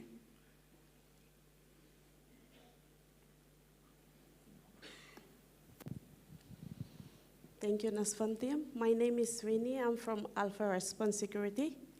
I have two questions. One is regarding the members form. MDU forms. Most of our securities doesn't have date of birth, especially the date of birth. They don't know the Mama Karem Day. So my question is, if we fill all the details, we assist them filling the details, but only comes to the date of birth, we miss that one out. So are we going to estimate the date of birth, or is it not necessary to fill that form? Yes. Okay, yeah. Date of birth is very important for to completing the MDUF. Thank you, sir. One more question, and then you can, yeah. And the other question is regarding the payment. When we do payment and we send it to Nasfund team, how long does it take for the payment to allocate it to staff account? Because most of the staff comes back to me saying that our deduction was gone and there's no payment in our fund, the funds in our account. Thank you. Okay, thank you for your questions. I'll answer the second question and then we move on to the date of birth. Yeah. Yeah, so with the allocations, the time, the SLA. So when you do the payment into the Nasfund account, it takes about a day, 8 to 16 business hours, for us to upload the payment into the Accuracy system, the KINA system. And once that is done, we send out a BSR reminder to the employer to upload. And as much as possible, we encourage our employers to at least upload the contribution schedule onto the portal within 8 to 24 business hours, 3 working days. So it will take 2 working days for us to upload the payment into Accuracy, and 3 working days for the employers to upload your contribution file. So a total of 5 working days, as much as possible. At the moment, we are not achieving that, so it's an encouragement that we should start doing that, practicing that. Now, to the date of birth, yeah, it's an important information for us at Nasfund because it helps us to determine the age for our membership. So if we know that most of our membership is young, then we do a lot more of long-term investments. But if we know that most of our membership are going towards the retirement, we need to keep most of the money or some cash in the bank so we can facilitate the withdrawals when they apply. So it's important that we have a date of birth when you are completing the MDUF. So sit down with the employees and try to work out a date of birth na putima. Thank you. If I can just add to that, suppose you sit down with a member, you try and talk about, there should be some significant dates, like Independence Time or this year when, something happened, the Pope came. You try and ask him all to estimate the date of birth belong. Sorry. Once you establish the date of birth, it's very important to advise the member to use the same date of birth with you, with the company that he or she is with, and if he or she is moving to a different company. Because honestly speaking, we are seeing that members who do not know their date of birth, they have a different date of birth with this company to the other company to the other companies. So it's very important to educate your staff to make sure they maintain the same date of birth. And we can also have our client relations team come on site and provide that education as well. We'll take one more question from this side. Okay, we'll take one question from the lady at the back, and then we can move up to the front.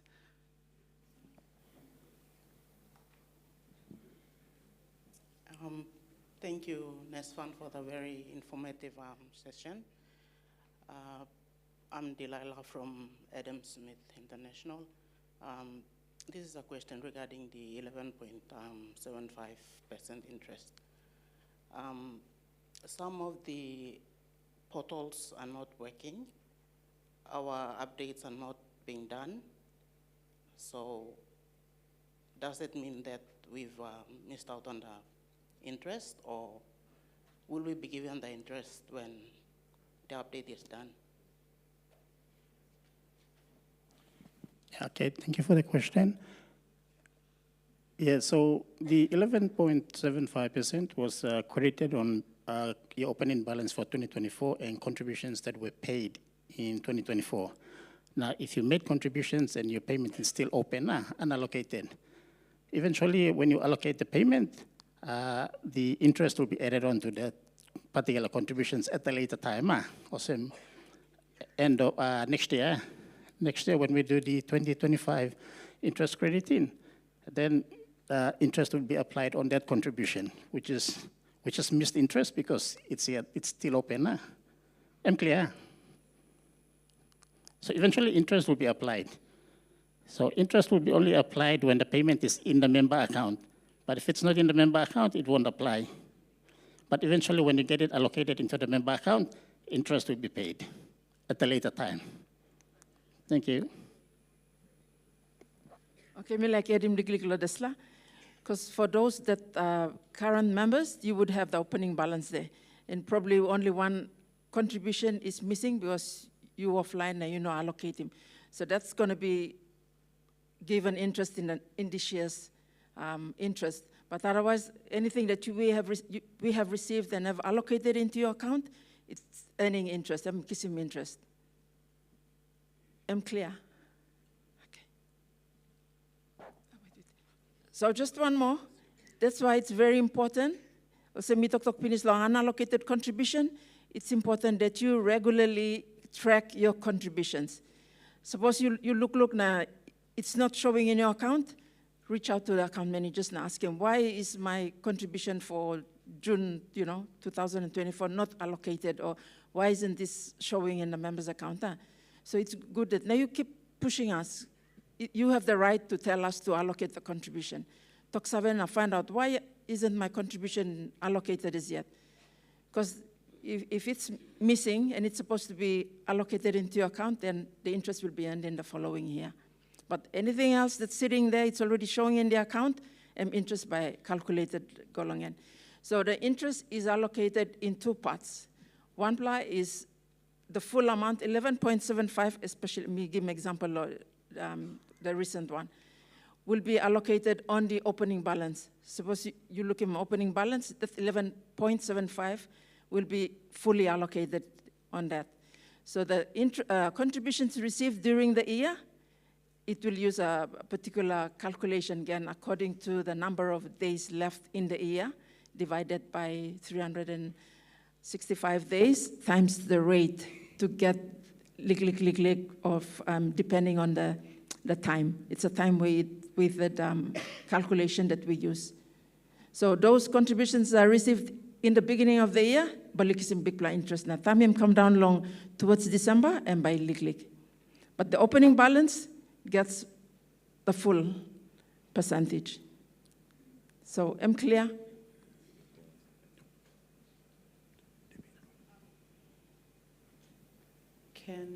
Yeah, I'll just add on to that because I get a lot of comments about this from CFOs as well. Just remember, even though it's a December contribution, the money has to hit our bank account. It must be in our bank account before the 31st of December to earn the interest. So if it's a December contribution and it hits our account 1st January, it will not get the interest for that year.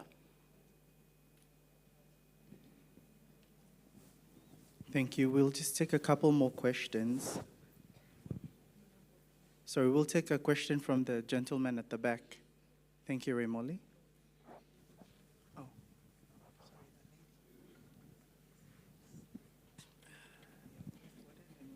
Thank you. My name is Gideon. I'm from New Guinea. My question is regarding the employer portal. There's a lot of issues with onboarding, and I believe to address those other issues of duplicate memberships and merging, if the employer portal can be left open, the sets where you set for a surname, it's limited to the current employer. If that can be left open so we can see if that same member has been employed with other companies so that we don't have to create a duplicate membership, or instead of creating a new number and later we go through the hassle of merging. So if that can be left open, we will see that, because not everyone is putting the correct information on their forms, and sometimes, people have their own reasons. Maybe they want to withdraw the funds from the previous employer, so they come here, they tell lies, but we don't know because we don't have the access. So if that can be left open, we can search and then we'll advise our members correctly, and then we can also check for the date of birth if we can have the access. If it can be left open, right now it's limited to the current employer. And also if we can have access to view the beneficiaries, that can also assist us with assisting our members. Some, because as an employer, we know that their spouses or other members, nominees have already died, or they're old, or when they started, they only put their relatives, but now they have a family, and they have not updated their membership. So when we have access to that, we can also assist the fund by educating our members. So we go through the list and then we'll tell them, hey, look, you have to update this, because we're really having issues with MDUFs right now. It's just total ignorance from the members. Thank you. All right, thank you.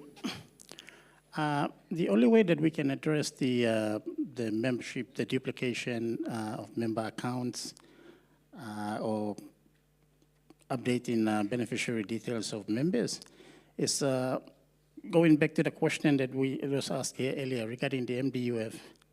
Yeah, so if we can include the MDUF as part of the recruitment process, initially when you get them employed, onboarded, you get them to complete the MDUF and you have it in file.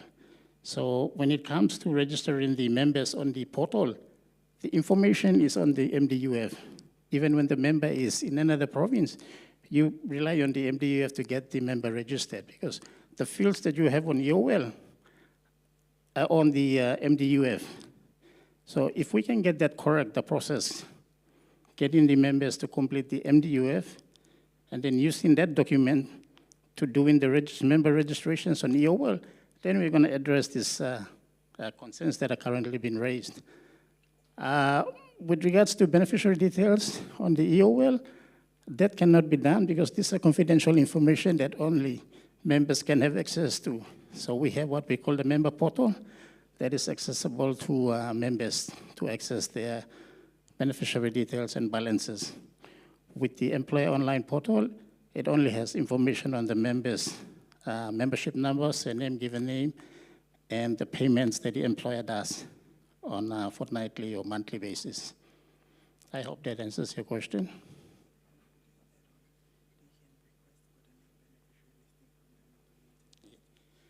Yeah, and if you wish to have access to the beneficiary details, you can request that information from Nasfund. We have our member maintenance team that you can email to, or you can go through your account manager for that information. Thank you.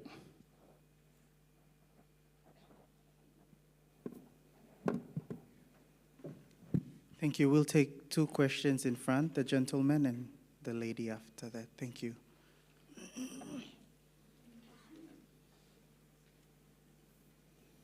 Good morning, everyone, and Nasfund team. My name is Mindu. I'm from Desbes. I have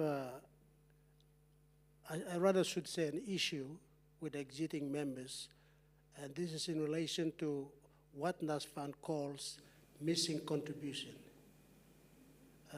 I'd like to know how and why this occurs and how it can be resolved.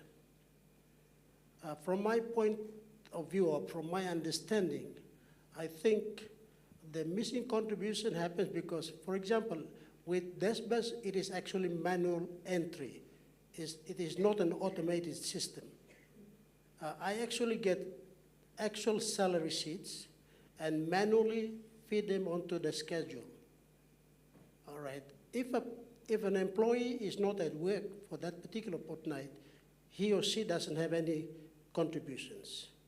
And if that employee is away from work for 6 months, 6 months, no contributions. Or sometimes the employee leaves work, goes out, and he or she comes back after 2 years. We resume his contributions to Nasfund. So this should be regarded and seen as missing contributions. How can that be resolved? Who is at fault? Thank you.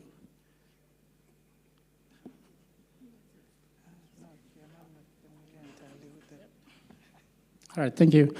I think the only way we can address that is for you to indicate that when you're doing the employer confirmation. You're making reference to employees that have left employment or lodging withdrawal, and then they're sending them back to you because there's a missing period on the contribution history.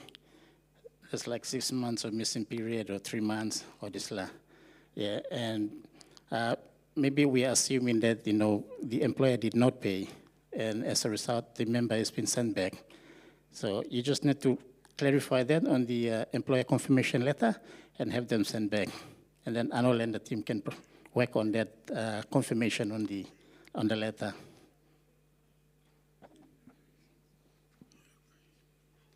Thank you. While waiting for the microphone to reach the front for the next question, again, we've distributed survey cards, so please do take the time to complete the survey cards. Also, just an information for you all, We have sign-up booths, so if you are interested in having a team over to do shop floor or client relations presentations, we have a sign-up booth outside. We also have a sign-up booth for companies who wish to have our team on site to do MDUF, to assist your staff to complete the member detail update forms, as well as getting a Nasfund ID. So the sign-up sheets are outside. You can go and see the team and they can assist you. Just an information for you all. We'll take the next question. Good morning. My name is Neville. I'm with the Institute of Directors.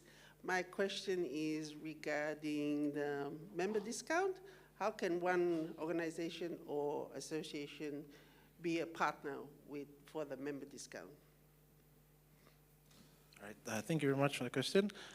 Basically, the E2E partnership, it works similarly to the MDP program, where the employer will complete a form and state the discount that they would like to provide and the items that they're currently, that they would like on discount as well. And then that's sent to Nasfund, and an agreement is put in place so that if an employer is visiting that certain employer or that retailer or that service provider, they can avail a discount upon presentation of the E2E card that the member, that the employer will have.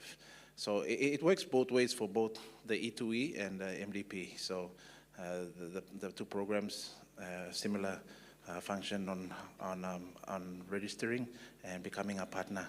And if you would like to be the recipient, then you'll have to advise our team to issue you that discount card, the E2E discount card for you to have.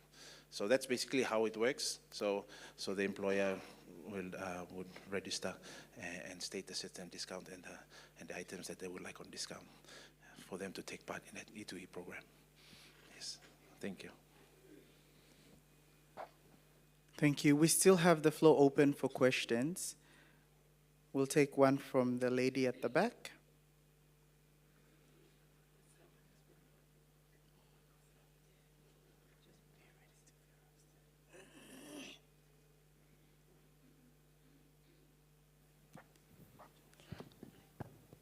Good morning. My name is Laura. I'm from a non-profit organization. I think my question, it's not a question, but a concern to the team. We've been having difficulties with communicating with all the teams that you have mentioned, where we send our update MDUF forms, we send transfer forms, and our contributions, but the difficulty that we are facing is no response, or the member update form is not updated. I had a situation last year where the forms were sent in 6 months, and prior to one of our employees passing, after that the form was updated, and then they investigated us on why the update was done after he passed on. So my concern is that if your team could work with us on updating when we send them as quick as they can, so we can avoid all these investigations and other concerns that arise with our employees or families or beneficiaries. Thank you. Thank you for raising the concern. Take a note of. If I can get your particulars after this, Karen, thank you. Do we have any more questions? Okay, so we'll have a question from the lady in front. Thank you, team.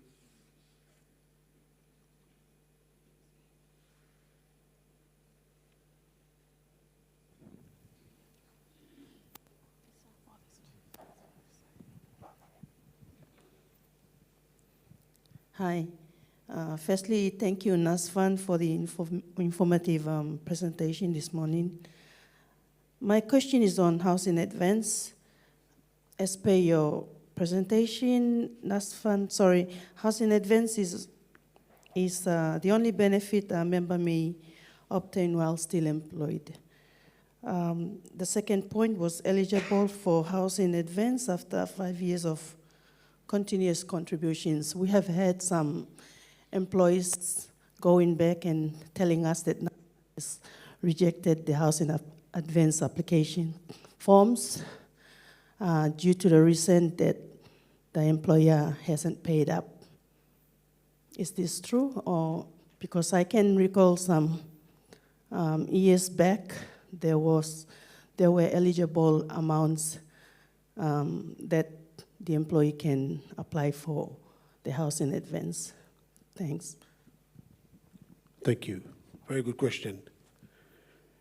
Now, when there's missing contributions by a former employer or the employee itself, and they've not updated, what it does is that it forfeits that employee to have the maximum amount of his eligibility to take house in advance or withdraw house in advance. That is the whole reason why we give a feedback that there's missing contributions, because when all the contributions are added on, it gives that a higher ability for the member to withdraw. But if they insist that they want to just withdraw whatever is there, minus the missing contribution, then it's really the member's call. We can still facilitate that. Thank you. I hope that answers your question. Thank you. Do we have any questions from this end? Oh, thank you, dear. We'll take a question from you.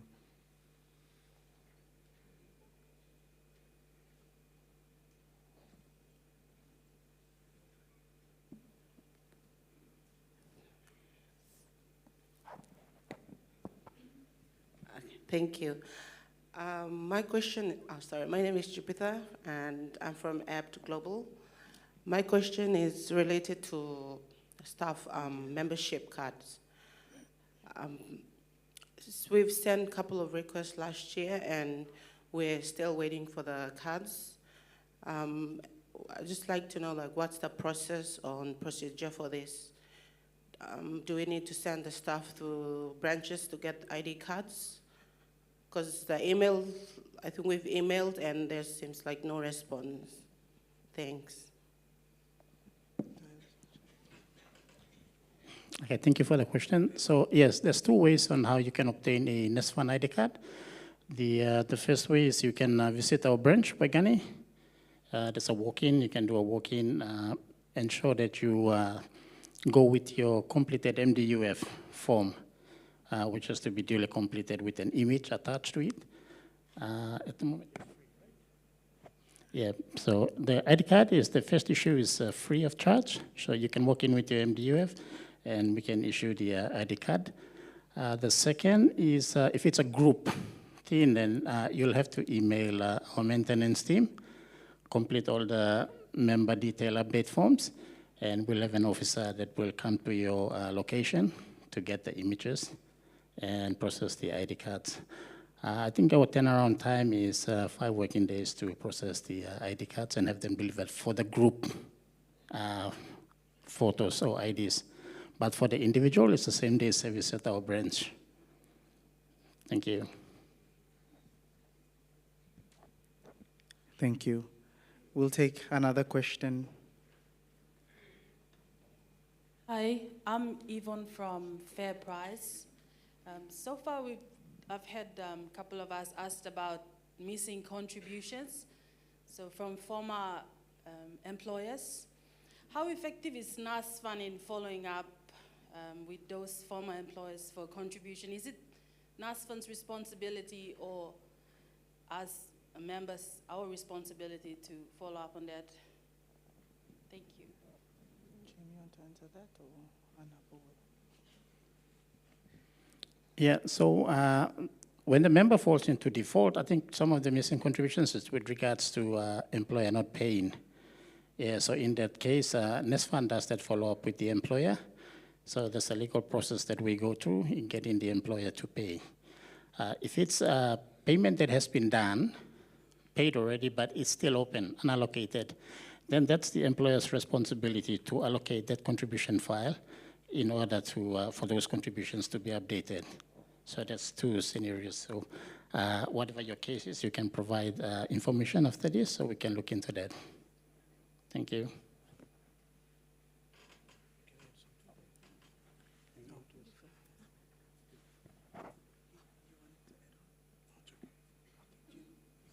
Okay. Sorry, this is a heads up to what we'll be doing. We'll be doing some changes. Firstly, our standard forms, they're currently being reviewed, but Bampla talks about when that's approved, and we'll be sharing it with everyone. Secondly, we had Yupla Tok Law confirmation letters. We understand the challenges that members go through, and also the Yupla Sampla members, they losing work long time, and Yupla Tok Law also, so that's something that we're taking into account, and there'll be a new process in place. And when we talk Sava now, the change will be as soon as the member leaves, is losing work or Yupla terminating them, you'll be required to provide them the confirmation letter. And that confirmation letter, by Yupla Salim Kamlamipla, so we can put him in account lang. So time like losing work, we already have records of when losing work or stop one them the company. So that's the improvement that we will have in place going forward. Bampla talks Yupla when that's gonna start rolling out. But for now, I think if you have any employees who Yupla losing all, it's good that you start giving them the confirmation letters. It's fresh, and then you Salim Lempla will put it in. If he goes and joins another company and I'm losing work, at least that record is already there. Yeah, and thirdly, we have duplicate accounts. We have a high number of duplicate accounts. And for some of you who have been using the portal, people would have, we're using what we call the bulk registration. So you load in file apply and it will do new registration, but in bulk. So the issue with that is you work in registration, and it will also include some of them who already have membership numbers. That's where duplicate accounts come in. And for some, for those members, we would need the MDUF form to be provided to us. So member by completing, it comes to us, we'll update update him. So that was switched off because of that. We were getting a lot of duplicate accounts. We now only have the individual new member upload, and that's in place, but we will be working on improving that as well. So that's going to be done in the near future with our fund admin. Yep, so that's... Just on the duplicate accounts and all this, and just to strengthen what we are trying to do to improve that, as a duty of care, as an employer, especially in the roles that you are doing as in admin or HR, it's very important in the event that you're onboarding a new employee, is that out of courtesy, just send an email to one of our email platform, or especially to the member maintenance team, just to verify that that particular new employee has not been employed in a previous employer. We can do that search. We can do that search, and it helps you, so you don't create another account where it'll go through the pain of having duplicate accounts, especially when that member or that employee exceeds and wants to have access to withdrawing that fund. Then we'll have to go through the process of merging again. So out of courtesy and as a duty of care for your employees, just have that, the channel of communication with our portfolio managers that we have for the employee services team, and also our BOICs in the branches, so that we can eradicate or eliminate duplicate accounts being created. Thank you very much. Ladies and gentlemen, unfortunately, we'll have to wrap that up. Please, let's give a round of applause for all of our speakers.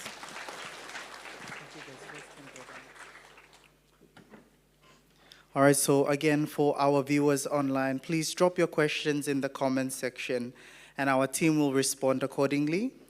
For the attendees, please don't hesitate to approach any of the staff or our speakers, and you can have your questions provided to them. We also have our team set up in the booths outside, so you can ask them your questions. And if you also feel that you need to sign up for our member detail update and our ID card sessions with your staff, or client relations sessions with your staff, please feel free to visit the team outside and complete the electronic forms, and they will register you and visit you where on the scheduled date that you you've proposed. So some announcements before we break off. There is lunch provided. I saw a couple of people yawning at the back. I'm not going to be pointing fingers now. But yes, lunch is provided.